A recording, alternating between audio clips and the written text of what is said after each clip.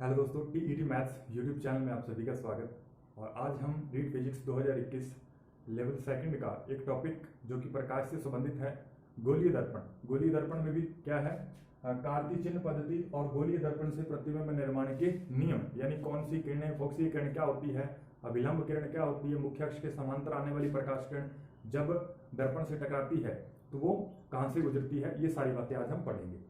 अगर आप हमारे चैनल पर नए हैं तो हमारे चैनल को सब्सक्राइब कर दीजिए ताकि ऐसे ही वीडियोस आपको प्राप्त होते रहें। और इससे रीट फिजिक्स 2021 से संबंधित हम बहुत सारे टॉपिक्स के वीडियोस अपने यूट्यूब चैनल पे अपलोड कर चुके हैं। यदि आपने वो वीडियोस नहीं देखे तो आप उन्हें देख सकते हैं। इस टॉपिक से पहले आपको क्या है, प्रकाश का परावर्तन और विशिष्ट परावर्तन, नियमित परावर्तन या फिर गोलीय दर्पण और उससे संबंधित परिभाषाओं की वीडियोस हमारे चैनल पे उपलब्ध है। अगर आपने वो वीडियोस नहीं देखी तो पहले आप उन्हें देख सकते हैं। तो देखिए, अब हम पढ़ते हैं कार्तीय चिन्ह पद्धति। ये जो है दर्पण के लिए कार्तीय चिन्ह पद्धति क्या होती है, तो यहाँ पे हमने एक दर्पण बना दिया है। ये बेसिकली कौन सा दर्पण है, तो ये अवतल दर्पण है। आप यहाँ पे उत्तल दर्पण भी बना सकते हो, कोई फर्क नहीं पड़ेगा। बस आपको जैसे मैं यहाँ पे बता रहा हूँ, बस आपको वो बातें ध्यान में रखनी है। तो ये हमारे पास दर्पण है, ये इसका ध्रुव है O, यहाँ पे हमने मान लिया। और ये जो लाइन है ये मुख्य अक्ष है, और ये जो इधर से आ रहा है, ये यहाँ पे कोई ना कोई वस्तु रखी है जिससे क्या है, आपतित प्रकाश इधर जा रहा है दर्पण की ओर। तो यहाँ से आपतित प्रकाश की जो दिशा है वो यहाँ से इस दिशा में आपतित प्रकाश जा रहा है, ये आपको दिख रहा होगा, इधर जा रहा है। और कार्तीय चिन्ह पद्धति क्या कहती है, कार्तीय चिन्ह पद्धति बेसिकली हमें दूरियों के बारे में बताती है कि कौन सी दूरी धनात्मक होगी, ऋणात्मक होगी, और ये दूरियां कहाँ से मापी जाएंगी, तो ये हमें बताती है कार्तीय चिन्ह पद्धति। तो अब ये कार्तीय चिन्ह पद्धति में सबसे पहला पॉइंट जो आता है कि सभी दूरियां जो है वो हम इस ध्रुव, ये जो ध्रुव है O, इससे हमें मापनी पड़ेगी। तो हमें मूल बिंदु के रूप में हमें ध्रुव को रखना है, सारी दूरियां यहीं से नापी जाएंगी। यानी कोई मान लीजिए वस्तु यहाँ पे रखी है तो हमें यहाँ से लेके यहाँ तक इस वस्तु की दूरी को हमें काउंट करना पड़ेगा। तो देखिए भाई, उसके बाद ये आपतित प्रकाश किरण, तो ये जो आपतित प्रकाश किरण है इस दिशा में जो भी दूरियां आएंगी, यानी इस आपतित प्रकाश किरण की दिशा में जो भी दूरियां मापी जाती हैं वो क्या होती हैं, धनात्मक होती हैं। जैसे देखिए, आपतित प्रकाश इधर जा रहा है तो आप जो भी इधर दूरियां नापोगे इस साइड में, तो वो सारी क्या आएंगी, इस ध्रुव से इस साइड में जो भी आप दूरियां नापोगे वो क्या आएंगे, हमेशा धनात्मक आएंगी। ठीक है, तो आपतित प्रकाश किरण की दिशा जो है उसमें मापी हुई दूरियां जो है वो सारी क्या होती हैं, धनात्मक होती हैं। और इसकी विपरीत दिशा में, इसकी प्रकाश इधर जा रहा है, इसकी विपरीत दिशा में यदि हम यहाँ से इधर कोई दूरी मापना चाहते हैं तो वो क्या हमेशा क्या होगी, नेगेटिव होगी, यानी माइनस में होगी। तो पहला पॉइंट क्या था, सभी दूरियां ध्रुव से मापी जाती हैं। दूसरा पॉइंट, आपतित प्रकाश किरण की दिशा में मापी गई दूरियां क्या है, धनात्मक होती हैं, और इसके विपरीत दिशा में मापी गई दूरियां क्या होती हैं, ऋणात्मक होती हैं। ये बात आपको ध्यान रखनी है। उसके बाद हमें यहाँ पे, उसके बाद क्या है कि मुख्य अक्ष के लंबवत ऊपर की ओर मापे जाने वाली दूरियां तो क्या है, धनात्मक होती हैं, और लंबवत नीचे की ओर मापे जाने वाली दूरियां क्या होती हैं, ऋणात्मक होती हैं। यानी ये मुख्य अक्ष है हमारे पास, यदि इसके हम ऊपर की तरफ दूरियां मापेंगे तो वो क्या हमेशा पॉजिटिव मिलेंगी, और नीचे जो दूरियां हैं उसको हम किस में लिखेंगे, नेगेटिव में लिखेंगे, यानी वो दूरियां क्या होंगी, ऋणात्मक होंगी। तो ये बात आपको ध्यान रखनी है। तो यही हमारे पास क्या है, कार्तीय चिन्ह पद्धति है। इसके अंतर्गत क्या है, बेसिकली 3 पॉइंट आते हैं। पहला क्या है, सभी दूरियां ध्रुव से मापी जाएंगी। दूसरा क्या है, या इसको हम ध्रुव को क्या कहते हैं, मूल बिंदु कह देते हैं।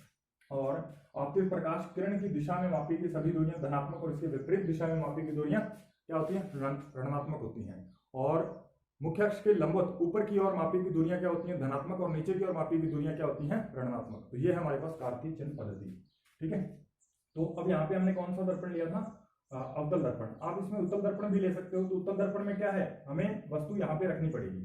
ठीक है, तो उत्तल दर्पण कुछ इस तरह का होगा। इसका बाहरी पृष्ठ जो है वो क्या होगा, परावर्तक पृष्ठ की तरह कार्य करेगा। ठीक है, तो उस कंडीशन में भी हमारे पास वस्तु इधर रखेंगे तो प्रकाश इधर से आएगा, तो इधर की तरफ यानी इस दिशा में जो भी दूरियां होंगी वो क्या होंगी, सारी धनात्मक, और जो इसके विपरीत तो सेम ही प्रॉपर्टीज वहां पे लागू हो जाएंगी।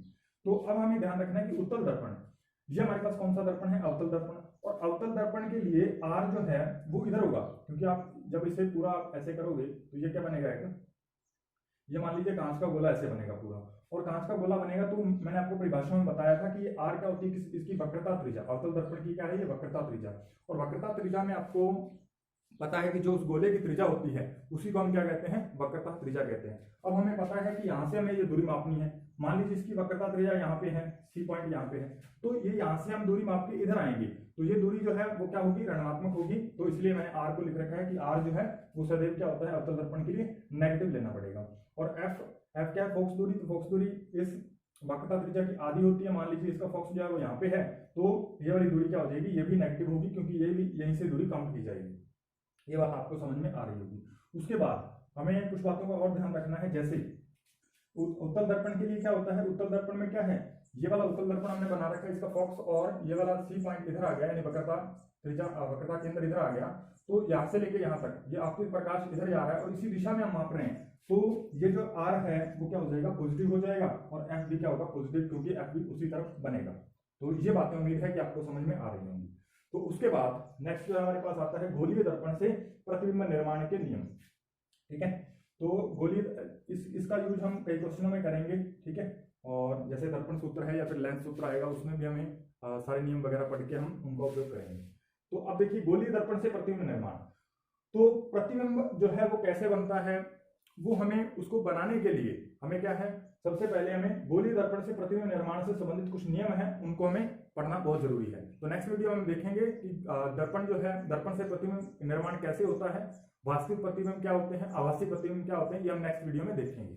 अभी आप देखिए कि सबसे पहले ये जो हमारे पास ये जो इधर मैंने दर्पण बना रखे हैं, सारे कौन से दर्पण है अभी, तो ये अवतल दर्पण है। कौन से दर्पण, अवतल दर्पण। और ये जो इधर बना हुआ है ये कौन सा दर्पण है, उत्तल दर्पण। ये है आपके पास उत्तल दर्पण। ठीक है, तो यहाँ पे आप देखिए अवतल दर्पण में क्या होता है कि ये हमारे पास क्या है, मुख्य अक्ष है, ये सी एफ और ओ जिस लाइन पे ये पॉइंट आ रहे हैं वो सारा क्या है, मुख्य अक्ष है। और ये जो ओ है वो क्या है, ध्रुव है, एफ जो है इसका फोकस बिंदु है, और सी जो है इसका क्या है, वक्रता केंद्र है। ये बातें आपको ध्यान रखनी है। उसके बाद यहाँ पे आप देखिए मुख्य अक्ष के समांतर, यानी ये वाली किरण इस मुख्य अक्ष के समांतर आ रही है, ये वाली प्रकाश किरण मुख्य अक्ष के क्या आ रही है, समांतर। तो ये परावर्तन यहाँ पे दर्पण से टकराएगी, तो इसका क्या है, परावर्तित, इसे दर्पण क्या करेगा, इस प्रकाश किरण को परावर्तित कर देगा। तो परावर्तित करने के बाद ये इस फोकस बिंदु से होकर के जाएगी। यदि ये किरण मुख्य अक्ष के समांतर आ रही है तो ये दर्पण से टकराने के बाद फोकस में से होकर के गुजरेगी। ये बात आपको ध्यान रखनी है प्रतिबिंब बनाने के लिए। और उसके बाद अगर यही दर्पण में हमारे पास उत्तल दर्पण में हम देखें, तो उत्तल दर्पण में परावर्तक पृष्ठ जो है वो बाहरी पृष्ठ जो है वो क्या होता है, परावर्तक पृष्ठ होता है। और यहाँ पे ये किरण जो है मुख्य अक्ष के समांतर आ रही थी, अब ये ऐसे तो इसके अंदर तो जा नहीं पाएगी। तो जब हम ये यहाँ से टकराने के बाद ये इस दिशा में चली जाएगी, और यदि हम यहाँ पे खड़े होकर यहाँ पे हम अपनी आईज को यानी आंख को रख के देखेंगे तो ये हमें ऐसे लगेगा कि ये जो है वो किरण फोकस बिंदु से निकल करके आ रही है। कहाँ से आ रही है, फोकस बिंदु से निकल करके आ रही है। तो ये हमें यहाँ पे ये जो मुख्य अक्ष के समांतर आने वाली प्रकाश किरण जब उत्तल दर्पण से टकराती है तो ऐसा हमें प्रतीत होता है कि ये किरण जो है वो कहाँ से आती है, फोकस बिंदु से आ रही है। ये हमें ऐसा लगेगा, मालूम पड़ेगा। ठीक है, उसके बाद यहाँ पे आप देखिए अवतल दर्पण में दूसरी कंडीशन क्या है कि जब ये कोई भी मान लीजिए आपतित प्रकाश किरण है और ये इसके फोकस में से होकर के निकल रही है, ये इसका फोकस बिंदु है और फोकस बिंदु में से होकर के निकलेगी, तो ये परावर्तन के बाद क्या हो जाती है, मुख्य अक्ष के समांतर हो जाती है, यानी ये इस अक्ष की क्या हो जाती है, समांतर हो जाती है। ये वाली जो परावर्तित प्रकाश किरण है ये इस मुख्य अक्ष की क्या हो जाएगी, समांतर हो जाएगी। ये बात आपको ध्यान रखनी है। और यही कंडीशन हम कहाँ पे देखें, उत्तल दर्पण में देखें तो ये जो प्रकाश किरण आपतित प्रकाश किरण है और ये हमें कहाँ पे लानी है, फोकस पे लानी है। तो ये जो दर्पण से परावर्तन के बाद यहाँ पे जब टकराएगी तो ये इधर मुख्य अक्ष के क्या हो जाएगी, समांतर हो जाएगी। तो ये बात हमें ध्यान रखनी है। उसके बाद ये हमारे पास ये फिर से क्या आ गया हमारे पास, अवतल दर्पण। और अवतल दर्पण में हमें देखना है कि ये जो वक्रता केंद्र सी से गुजरने वाली किरण, और इसे हम अभिलंब किरण भी कहते हैं, तो जब ये अभिलंब यानी वक्रता केंद्र में से गुजरती है तो ये क्या है, उसी पथ पे वापस लौट आती है। जैसे ये किरण इधर जा रही थी तो इसी पथ पे वापस भी आ रही है। ये बात आपको ध्यान रखनी है। और ऐसे क्या होता है, उत्तल दर्पण में होता है कि ऐसी प्रकाश किरण जो क्या है किसी वक्रता केंद्र पे क्या है मतलब आपतित होती है, तो वो दर्पण से परावर्तन के बाद क्या है, उसी दिशा में वापस चली जाती है। ये बात आपको ध्यान रखनी है। और नेक्स्ट जो हमारे पास ध्रुवीय किरण, तो जो मान लीजिए ये प्रकाश किरण है और ये ध्रुव से यहाँ पे आके ध्रुव पे आपतित हो रही है, और ध्रुव पे आपतित होने के बाद यहाँ पे जब ये आपतित हुई तो यहाँ से इस ध्रुव से क्या होगा, इसका परावर्तन होगा, और परावर्तित होकर के ये किरण इस दिशा में आ जाएगी। और यदि ये यहाँ पे कोण थीटा बन रहा था, यानी आपतित किरण और मुख्य अक्ष के बीच जितना कोण बनता है उतना ही कोण मुख्य अक्ष और परावर्तित किरण के बीच बनेगा। यानी यहाँ पे ये कोण थीटा है तो यहाँ पे भी कितना बन रहा होगा, थीटा ही बन रहा होगा। ये बात आपको ध्यान रखनी है। उसके बाद यहाँ पे हम देख लेते हैं नेक्स्ट हमारे पास कौन सा दर्पण आता है, उत्तल दर्पण। उत्तल दर्पण में भी यही हो जाएगा, यहाँ पे इसका O जो है वो ध्रुव है और यहाँ पे ये कोई प्रकाश किरण आई तो ये थीटा कोण यहाँ पे बनाते हुए आई थी और थीटा कोण बनाते हुए ये इसकी अलग दिशा मुख्य अक्ष के साथ चली गई। तो ये सारे जो हमारे पास नियम है, ये इसकी हेल्प से हम क्या है, प्रतिबिंब निर्माण कैसे होता है, प्रतिबिंब की रचना हम दर्पण से कैसे करते हैं वो हम देखेंगे। वैसे हमें दर्पण से प्रतिबिंब बनाना सीखना नहीं है, क्योंकि पेपर में बनाना नहीं आएगा। आपको क्या करना है, ऑप्शन दे देगा कि इसका प्रतिबिंब कहाँ पे बनेगा, इसकी प्रकृति क्या होगी, तो वो हमें अपने आंसर तक पहुंचना है। उस 4 ऑप्शन में से एक ऑप्शन को हमें चूज करना है जो कि सही हो। तो उसके लिए हमें क्या है, वो कंडीशन ही याद रखनी है, लेकिन थोड़ा बहुत बनाना भी हम सीख लेंगे, ताकि मान लीजिए बाय मिस्टेक हम भूल गए तो उस समय हम बना करके भी उसे चेक कर सकते हैं कि ये प्रतिबिंब इस तरीके से बन रहा होगा। तो उम्मीद है कि ये वीडियो आपको अच्छी लगी होगी और आपने कुछ ना कुछ सीखा होगा। तो नेक्स्ट वीडियो में हम देखेंगे कि प्रतिबिंब निर्माण हम कैसे करते हैं। तो नेक्स्ट जो हमारी आने वाली वीडियो हैं उसको आप यदि प्राप्त करना चाहते हैं तो हमारे चैनल को सब्सक्राइब कर दीजिएगा और साथ में बेल आइकन को भी प्रेस कर दीजिएगा, ताकि हमारे जो नए आने वाले वीडियोस हैं उसकी नोटिफिकेशन आप तक पहुंच पाए। धन्यवाद।